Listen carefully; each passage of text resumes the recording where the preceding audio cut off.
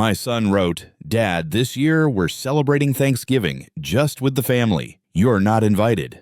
I read it twice, thinking my eyes had to be lying. Then my daughter-in-law added, "Maybe next year you'll earn a seat." My hands didn't shake. My voice didn't rise. I just typed one sentence back. "Okay, I'm canceling every automatic payment today." An hour later, 48 missed calls. Evan again. Then her number. Then his. Like my phone had turned into a smoke alarm no one could silence. "My name is Graham Gray Dalton. I'm 61 and I've spent my life building plans for other people's futures, while quietly funding my own son's. Have you ever been treated like you only mattered when your wallet did? And if so, where are you watching from? And what time is it there right now?" I looked at the line of text on the screen one more time, as if staring long enough would make it change its meaning. "Dad, this year we're celebrating Thanksgiving just with the family. You're not invited."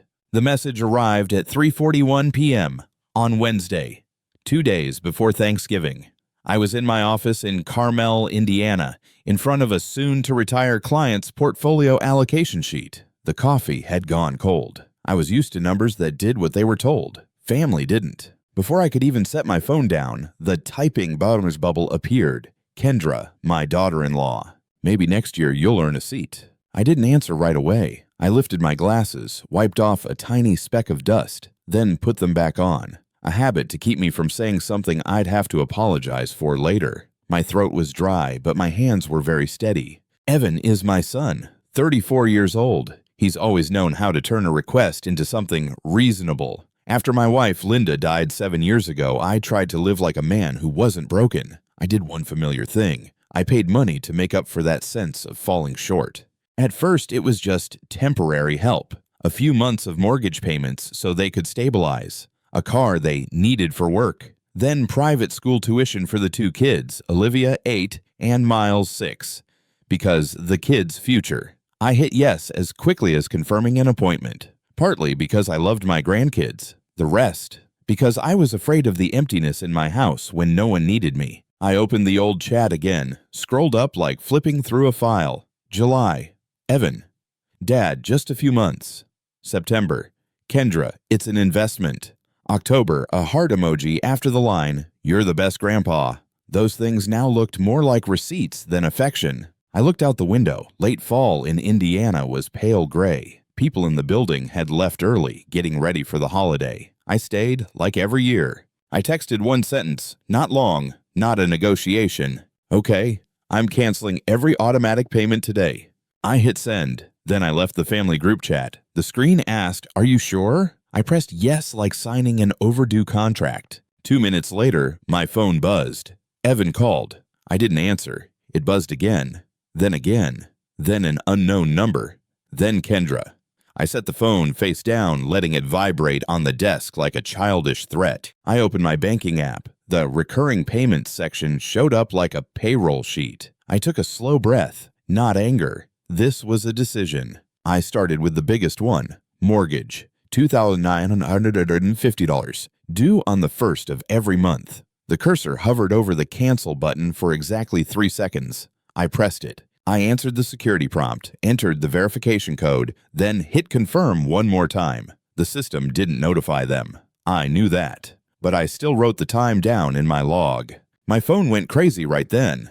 Part of me wanted to pick up and ask, "What are you doing?" But I already knew. He chose a dinner table where I didn't have a chair as long as I still paid the bills. I canceled the second payment, the third. Each time canceled appeared, my chest felt lighter. I had a lawyer. Not because of revenge, but because I stopped playing the invisible man.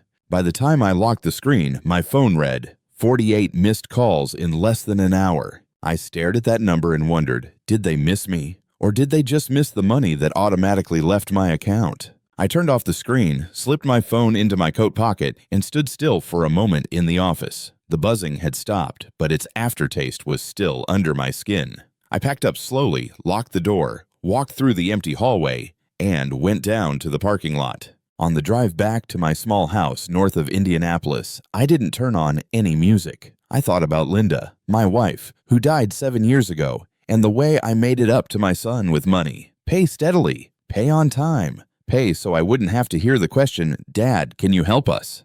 When I got home, I put my keys in the tray, hung up my coat, and only then took my phone out. The screen lit up like an accusation. 48 missed calls. Messages piled up. Evan, Dad, call me. Kendra, this is insane. Celeste, Kendra's mother, also texted, Gray, please, think of the kids.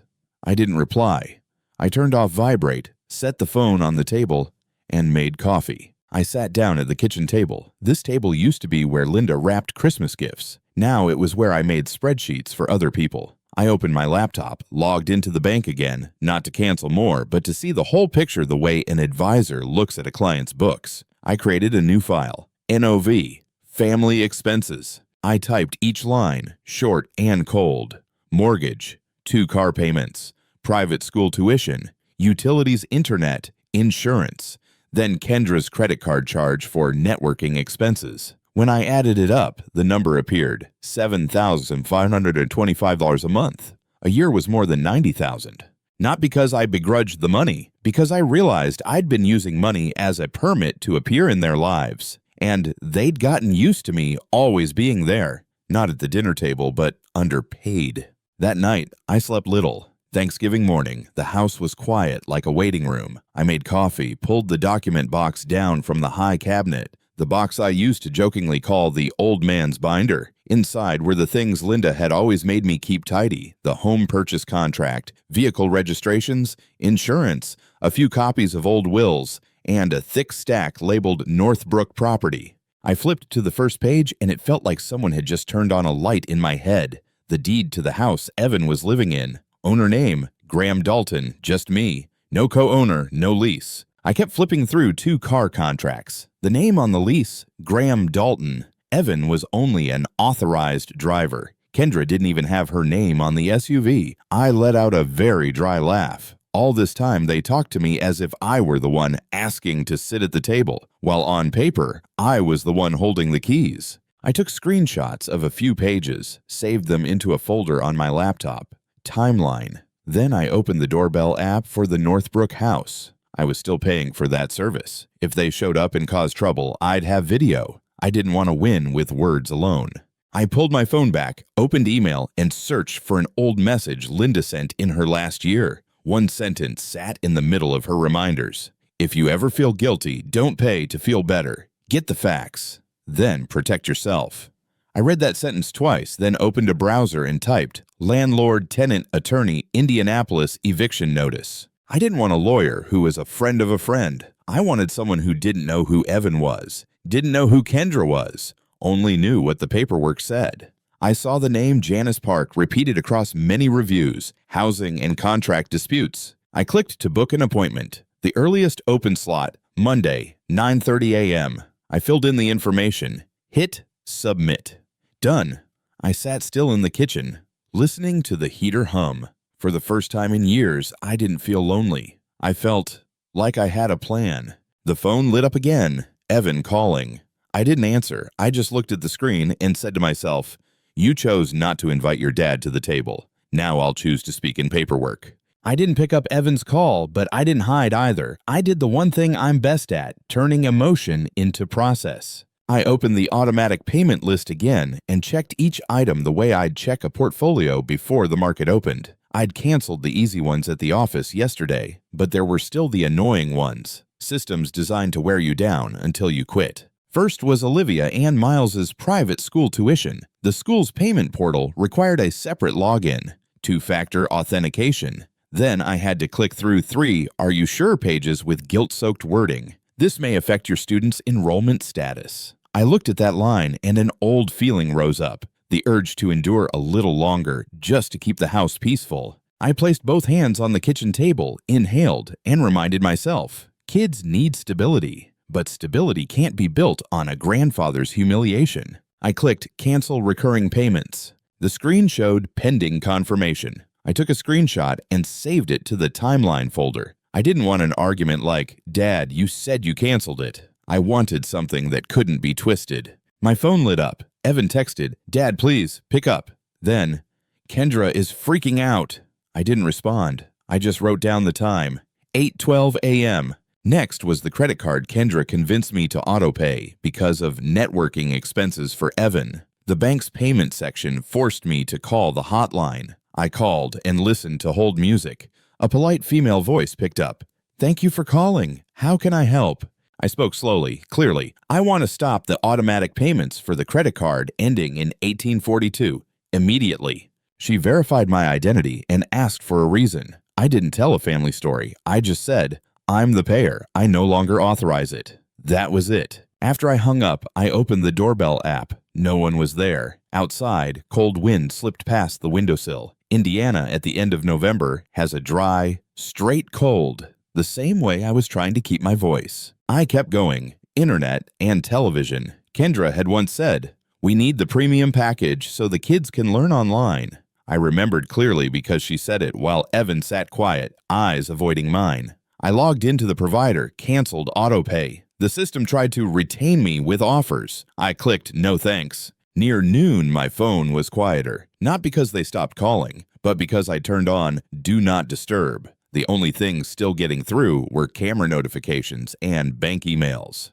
I stepped onto the back porch, watching bare branches tremble lightly. Every year when Linda was alive, we had a ritual. Thanksgiving wasn't just turkey. It was sitting down, looking at each other, telling the truth. This year, I just looked at the yard and realized I was telling the truth, just through actions. In the afternoon, Celeste called again. I saw her name on the screen, hesitated for a few seconds, then answered. Her voice trembled, like someone trying to keep the adult role. "Gray, please. Evan says you're cutting everything off. The kids will be affected." I replied calmly, "The kids have been affected since their mother told me I had to earn the right to sit at the table, not since I stopped paying." She breathed fast.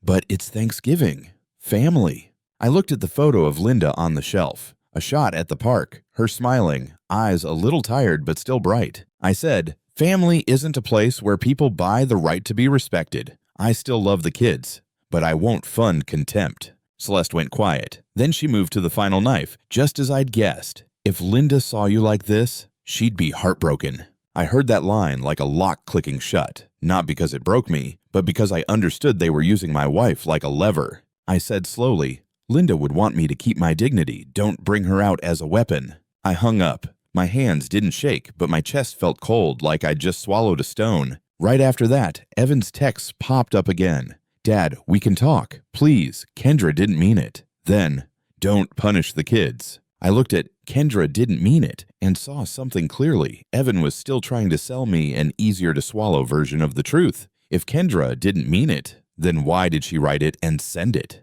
And why did Evan stay silent in that moment?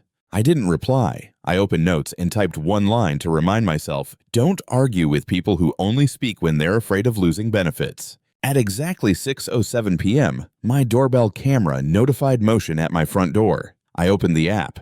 Evan was standing there. Thin coat, hair a little messy, eyes down like he was rehearsing an apology. Kendra stood one step behind, arms folded, mouth pressed tight. No kids. Of course.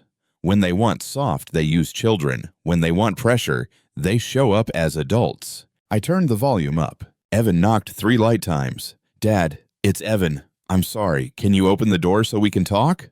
Kendra cut in, voice sharp as paper. "You can't do this. You're destroying the family." I sat in the kitchen, watching the screen like watching a scene I already knew the ending to. I didn't stand up. I didn't open the door. I spoke softly to the empty house. "You wanted a family-only table. Fine. This is my family. Truth and boundaries." Evan knocked again, harder. Kendra started pounding her hand on the door. I pressed record on the app, then set the phone down on the table, right next to the binder. On the first page of the folder, my name was there, clean, without emotion. Out there, the knocking continued. In here, I only heard the heater and my own breathing. And for the first time in years, I felt like I wasn't chasing them anymore. I was standing still, and that stillness was power. I let the camera record for a few more minutes, then muted it, and went to pour a glass of water, not because I was calm, but because I didn't allow myself to react to the rhythm of their heartbeat. Outside the door, Evan switched to a lower voice, like he was asking for one last chance. Kendra stayed sharp. "You don't have the right." Then she cut off when Evan lightly tugged her sleeve. I didn't open the door. I only said enough for the camera to catch. "Evan, if you want to talk, Send an email. Don't stand in front of your dad's house. I hung that sentence up like a sign. They stayed a few more minutes. Kendra looked around the hallway like she was afraid the neighbors would hear. Evan lowered his head, his hand clenched, and then released. Finally, the elevator went ding. The doors closed. The camera screen was empty. I went back to the kitchen table, opened the binder, and arranged the papers in chronological order. I wrote at the top of the page, Trigger Event, 3:41 p.m., Wednesday. Under that, screenshots of the messages, You're Not Invited, and Earn a Seat. Then the list of autopays I had canceled, with confirmations. I did it because I'd learned one thing in my line of work. The person with the data won't get the table flipped on them. Monday morning, 9:12, I drove to attorney Janice Park's office in downtown Indianapolis. The building wasn't big. The sign was simple. I like that. Just a place where people read paper and tell the truth. Janice was in her 40s, hair tied neatly back, eyes that observed fast. She shook my hand firmly, not overly friendly. Mr. Dalton, show me what you have. I set the binder on the table. Janice opened it, flipped through each section, marking things with sticky notes. She didn't ask how I felt. She asked, Do you have a lease agreement between you and them? I shook my head. No. Do they have proof they've paid rent or contributed to ownership? No. The deed is in your name alone? Yes. She nodded, looked straight at me. Then your legal position is very strong. I heard that and didn't feel happy. I just felt lighter, like when a doctor says the tumor hasn't spread, but you still have to operate. Janice pulled a blank sheet of paper and quickly drew 3 lines. Here's the clean plan. 1. Send a notice to vacate under Indiana law. 30 days. 2. No arguing over the phone. All communication, if any, in writing. 3. Document every time they come, call, or text. Your doorbell camera is an advantage. 4. If they post smear content, you don't clap back publicly. You only provide evidence to the people who truly matter. Selective, not loud. I asked, Can they say I abandoned my grandkids? Janice replied, They'll say anything. When they can't win on paper, they'll win with public opinion. She looked at me like she was measuring my endurance. You need to be ready. They'll use the kids. They'll use relatives. They'll call you cruel. Don't give long defenses. You just need to be consistent. I asked about the retainer. Janice gave me the number. I wrote the check right then without shaking. When I signed my name, I understood. This was no longer about Evan apologizing or whether Kendra meant it or not. This was about me stopping paying money to buy a seat in their lives. Janice clipped the check into the file, then handed me a list of what to do in the next 48 hours. Save screenshots, download doorbell videos, build a timeline, and absolutely do not open the door if they come. If they truly need something for the kids, she said, they'll find a legal way. But if they only need the feeling of control, they'll find a way to soften you. I stood up, slid the binder into my bag. Before I left, Janice added, her voice half warning, half certain. Mr. Dalton, you are not destroying the family. You are ending an unspoken contract that only one side has been paying for. On the drive home, I didn't turn on the radio. I only thought about the 30-day clock about to start running. That night, Janice texted, Wednesday, I'll send the draft. Thursday, we'll deliver it to your house. And my phone showed a new post from Kendra.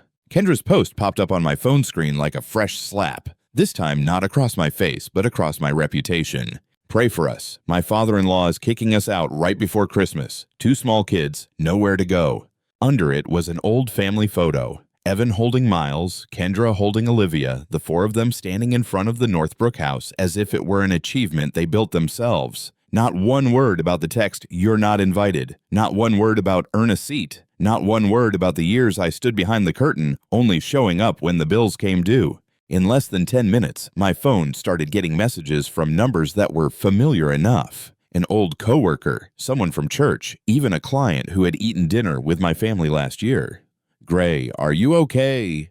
Have you seen Kendra's post? What's going on? This was what Janice had said. When they can't win with paperwork, they switch to winning with public opinion, a court that doesn't need evidence, only emotion. I stood in the kitchen, looked at the binder, then looked at my phone. Part of me wanted to write a long post, expose everything, throw it all online for the world to see. But I heard Janice's voice clearly. Don't get loud, be selective. People don't change what they believe because of a rebuttal post. People just choose the story that fits them best. I did exactly what the plan said. I picked 3 people: Martin, the guy on my office floor; Donna, an older friend at the VFW who always spoke straight; and a longtime client, Mr. Henderson, who understood how I lived. I sent each of them exactly 2 screenshots, Evan's "You're not invited" and Kendra's "Earn a seat," with one single line: "This is why I won't argue publicly." No more, no apology, no long explanation. The replies came faster than I expected. Martin texted back, "God, I'm sorry. I get it."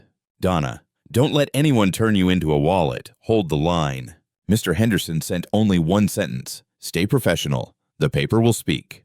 I turned my phone off and kept working, but the storm still found a way into my house. That afternoon, Celeste called. I saw her name, hesitated, then answered. Her voice wasn't soft like the day before. It had that hard edge of someone who thinks she's right. "Gray, you can't let them lose the house. The whole town is talking. If Linda knew—" "I already told you," I cut in, but my voice stayed low. "Don't pull Linda's name into this." She exhaled hard. "Do you know Olivia is crying? She asked why her grandpa hates her." I closed my eyes for 1 second. That hit always lands, because it goes straight into the part of me I haven't had time to protect. I said, "I don't hate my grandkids, but I also won't fund contempt. If Kendra wants her to stop crying, she can start by teaching her that respect isn't something you bargain with." Celeste went quiet for a beat. Then she spoke slowly, pushing again. "So, what are you going to do?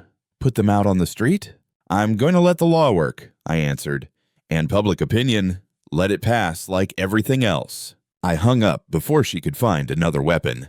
That night, my doorbell camera alerted movement at my door. I opened the app. Evan was standing there alone this time. No Kendra, no sharp voice, just a tired face, red eyes like he hadn't slept. "Dad," he said into the camera, small and lost. "I know I was wrong, but this is going too far. Kendra posted it. People are cursing us out. My boss asked me. Dad, please call back. Just 5 minutes." I looked at my son through a screen, and something strange ran through my chest. Sympathy, but not softness. I'd had enough sympathy to train them to expect me to endure. I pressed the talk button. Steady. "Evan, if you want to talk, send an email. And if you're truly sorry, you'll start by taking that post down." Evan swallowed. I'll talk to her." "No," I said. "You'll do it. You're the husband. You're the father. You're the one who agreed to leave your dad out of the table." Evan stood still. Then he gave a small nod, like taking a punch, not in the face, but in his self-respect. He turned and walked away. This time, there was no pounding on the door. The next day, Kendra's post was still there. Even more. Someone shared it to the Northbrook Neighborhood Community Group. There were comments. "This old man is inhumane."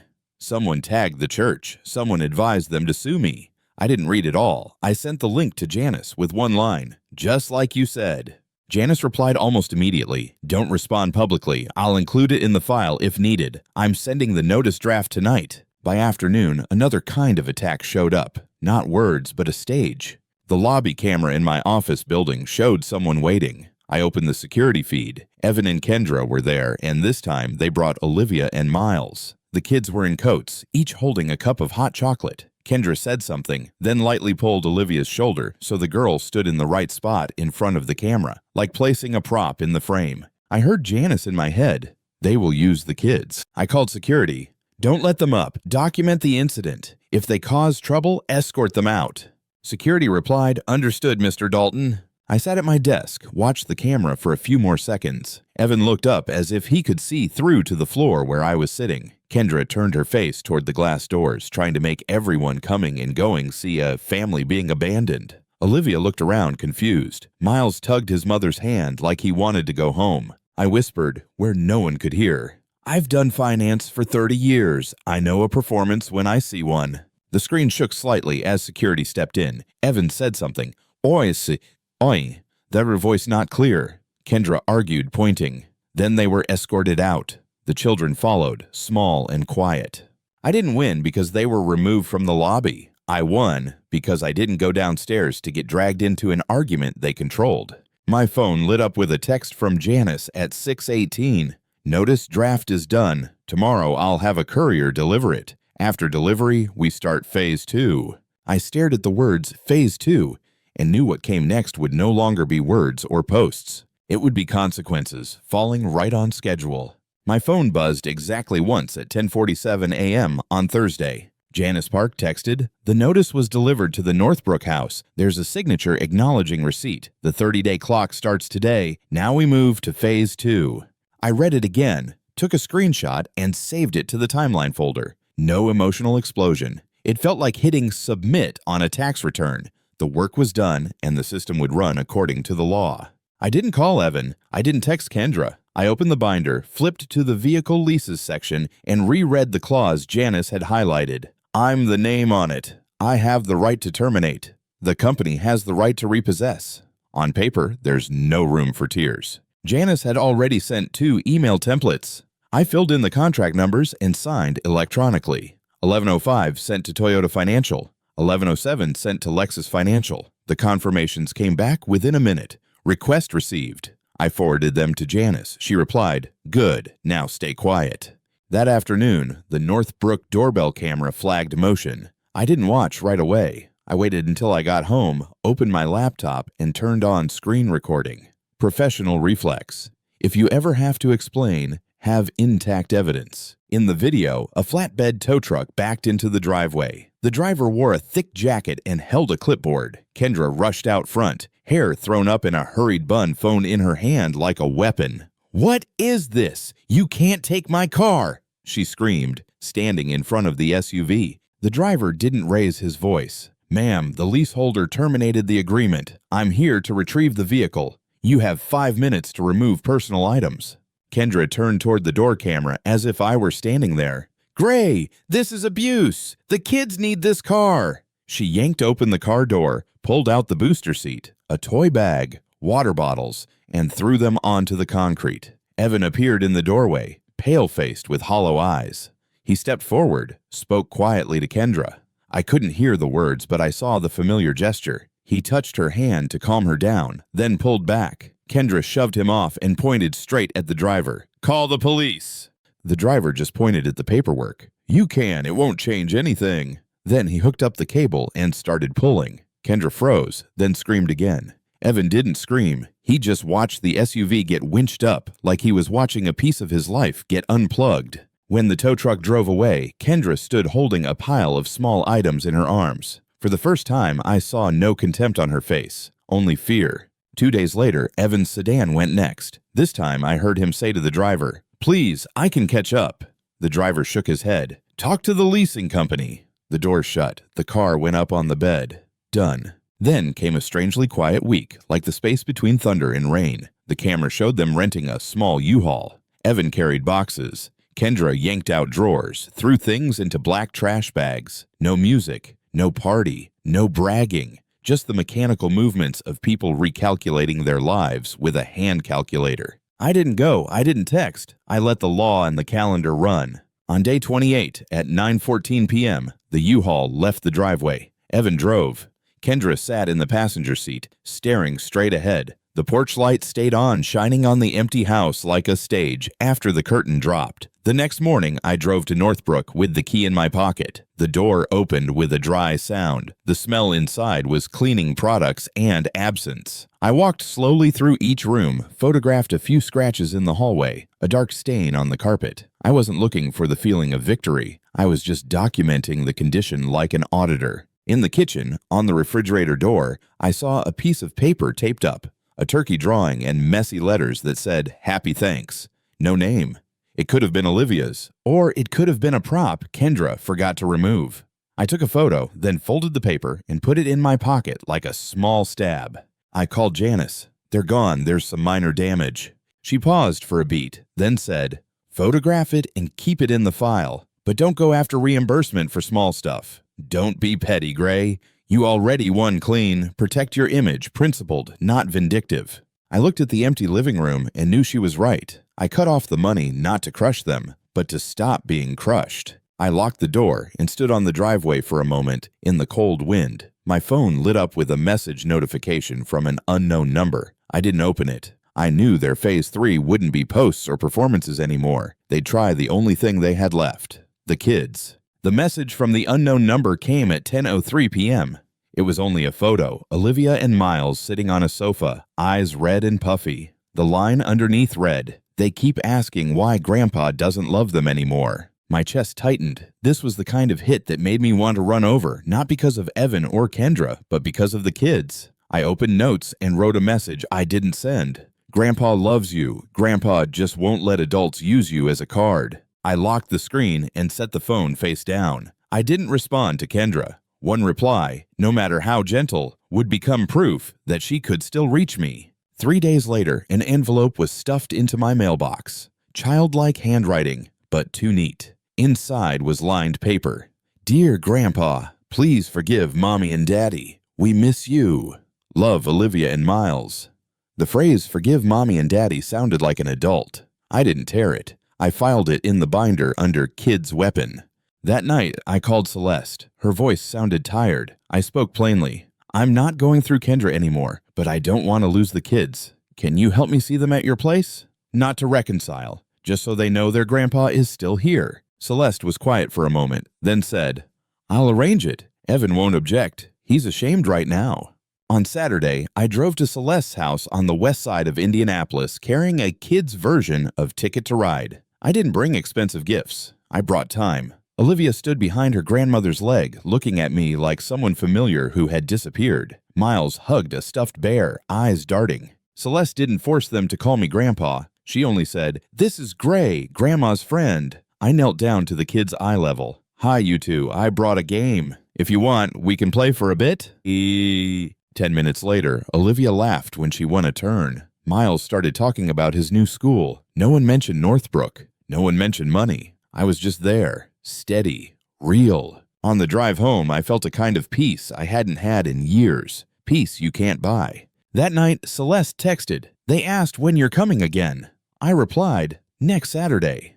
Not to buy forgiveness, just to rebuild the thread with weekly presents. My lesson was simple. Respect isn't a side dish. It's the table. Love without boundaries turns into a subscription. And don't win loud, win clean. If you've ever been treated like an ATM inside your own family, leave a comment. Where are you watching from? And what time is it there right now?